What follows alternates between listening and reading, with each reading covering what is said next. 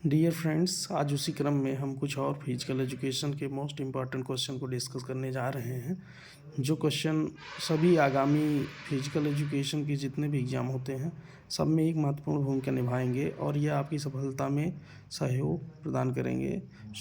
आप सभी लोग इन सारे क्वेश्चन को हूबहू रट लीजिएगा, क्योंकि ये रिपीटेड क्वेश्चन हैं। ये विगत वर्ष में आए हुए UP PGT, TGT, RPSC, KBS, NBS सब में आए हुए हैं। इसको याद कर लीजिएगा। और इसी क्रम में अब हम बिना देरी किए अपनी क्लास को स्टार्ट करते हैं।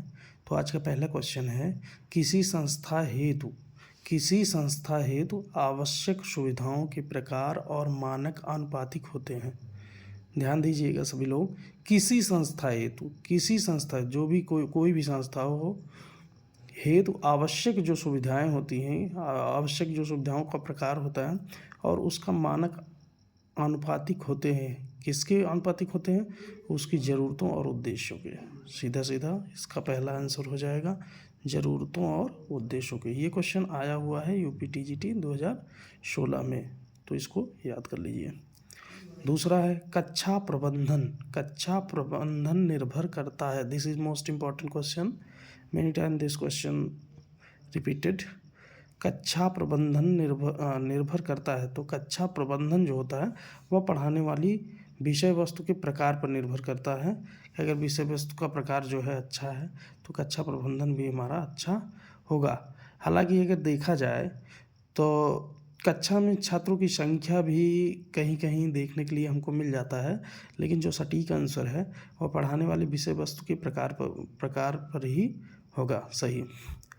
तीसरा क्वेश्चन है, स्कूल या कॉलेज में संसाधन योजना किनके हाथों में होनी चाहिए?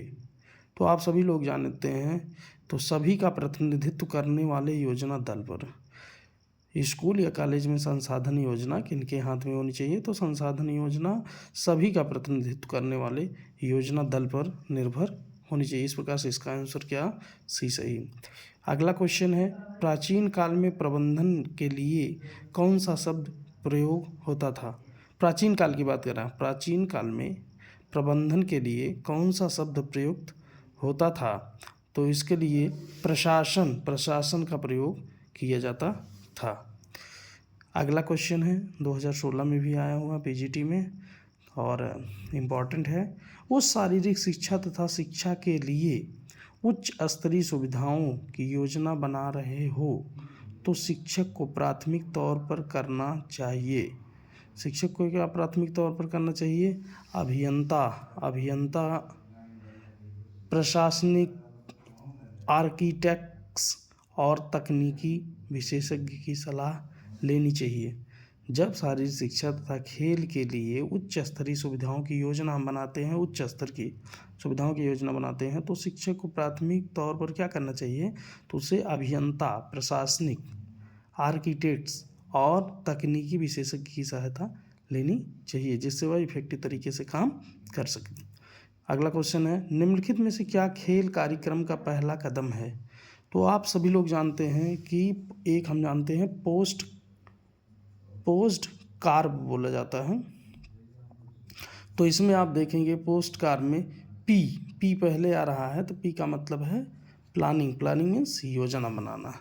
तो निम्नलिखित में से क्या खेल कार्यक्रम का पहला कदम होगा? तो सबसे पहले हम योजना ही बनाते हैं। अगर जितनी अच्छी योजना होगी उतना ही अच्छा हमारा जो है कोई भी जो भी लक्ष्य होगा वो उतने अच्छे तरीके से हमको मिल सकता है, या कोई भी और काम करना है तो उतने ही प्रभावकारी तरीके से हम उसको प्राप्त कर सकते हैं। एक पेशेवर संस्थान का निर्णय द्वारा किया जाता है। एक पेशेवर संस्थान का निर्णय किसके द्वारा किया जाता है? तो दक्षता के द्वारा। जितने दक्ष वहाँ लोग होंगे, जितनी दक्षता होगी वहाँ के लोगों में, उतना ही वह उसका निर्णय अच्छा होगा। नेक्स्ट क्वेश्चन, शारीरिक शिक्षा में व्यावसायिक नैतिकता शामिल करती है। तो ये नैतिक मूल्य को शामिल करती है। दोस्तों इसको सीधा सीधा याद रखिएगा, ये सारे क्वेश्चन बहुत ही इम्पोर्टेंट हैं। अगला क्वेश्चन है, क्या बनाए रखने के लिए खेल प्रबंधन में प्रभावी बातचीत आवश्यक है? तो इसका राइट आंसर होगा दोस्तों गतिशीलता। गतिशीलता को बनाए रखने के लिए खेल प्रबंधन में प्रभावी बातचीत आवश्यक है। हाँ दोस्तों, नेक्स्ट क्वेश्चन है, खेल प्रशासन का सबसे अच्छा तरीका है। तो खेल प्रशासन का सबसे अच्छा जो तरीका होता है वह जनतांत्रिक होता है। जनतांत्रिक मीन्स होता है डेमोक्रेटिक। जनतांत्रिक मीन्स क्या होता है? डेमोक्रेटिक। तो जहाँ माहौल डेमोक्रेटिक होगा वहाँ लोग और अच्छे से सीखेंगे और अच्छा प्रदर्शन करेंगे। प्रबंधन के प्रशासकीय सिद्धांत को किसने विकसित किया? This is most important question. ये यूपीएससी फिजिकल एजुकेशन इंस्ट्रक्टर 2017 में आया हुआ है और भी डिफरेंट टाइप ऑफ एग्जाम में पूछ लिया जाता है क्वेश्चन। तो प्रबंधन के प्रशासकीय सिद्धांत को किसने दिया? हेनरी फियोल ने दिया था। किसने दिया था दोस्तों? हेनरी फियोल ने दिया था।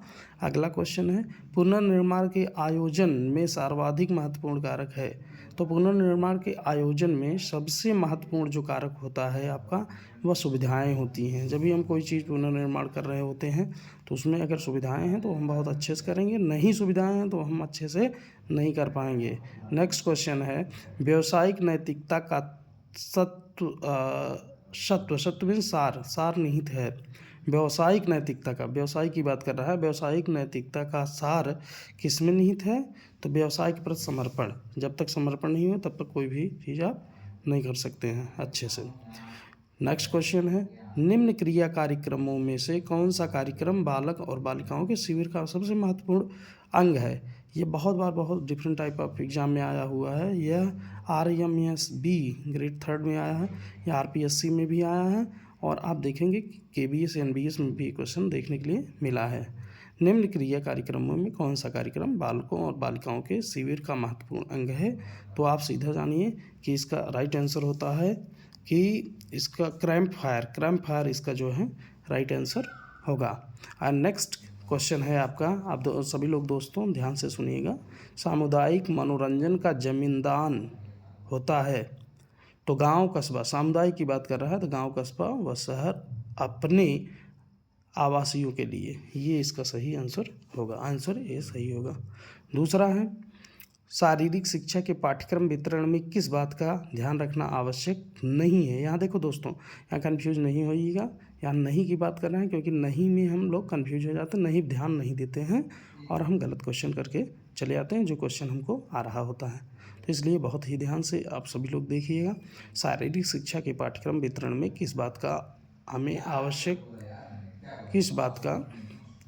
ध्यान रखना आवश्यक नहीं है? तो यहाँ धार्मिक आधार का ध्यान हमको नहीं रखना चाहिए और सारी चीज़ों की हमको ध्यान रखना चाहिए, जैसे बच्चों की आवश्यकता हो गई, वित्तीय एवं सुविधाएँ हो गई, सारी शिक्षा के आपके उद्देश्य हो गए, इन सारी चीज़ों को हमको ध्यान रखना चाहिए। बट क्या है, धार्मिक आधार पे हमको जो है नहीं, धार्मिक आधार को कोई मुद्दा नहीं बनाना चाहिए। दूसरी बात है, अगला क्वेश्चन, मनोरंजन क्रियाओं का मुख्य उद्देश्य होता है। तो मनोरंजन क्रियाओं का मुख्य उद्देश्य यही होता है, खोई शक्ति को पुनः प्राप्त करना। खोई शक्ति को मतलब जो वर्कआउट के दौरान हमारी सारी शक्ति, हमको लगता है कि अब शक्ति नहीं है, तो जब भी हम गेम में इन्वॉल्व होते हैं तो वह सारी शक्तियाँ फिर हमको मिल जाती हैं, मतलब पुनः हम एनर्जेटिक हो जाते हैं किसी भी काम को करने के लिए। तो इसका आंसर ये सही होगा। एक वक्तव्य जिसमें कि शिक्षार्थी अध्यापक के निर्देशन में सामान्य और विशिष्ट लक्ष्य प्राप्त करता है वो कहलाता है। तो ये भी मोस्ट इम्पॉर्टेंट क्वेश्चन है। ये पाठ्य योजना है, पाठ्य योजना की है कि एक वक्तव्य जिसमें कि शिक्षार्थी अध्यापक के निर्देशन में सामान्य और विशिष्ट लक्ष्यों को प्राप्त करने के, तो पाठ्य योजना ही है जिसके थ्रू वह लक्ष्य को प्राप्त करता है। अगला क्वेश्चन है, संगठन का आवश्यक सिद्धांत है। संगठन का आवश्यक सिद्धांत कौन सा है? तो सीधा आप याद रखेंगे, संगठन का नाम हुआ ढांचा। संगठन का नाम हो वह ढांचा। संगठन का आवश्यक सिद्धांत कौन सा है? संगठन का नाम हुआ ढांचा। आपका सही रहेगा।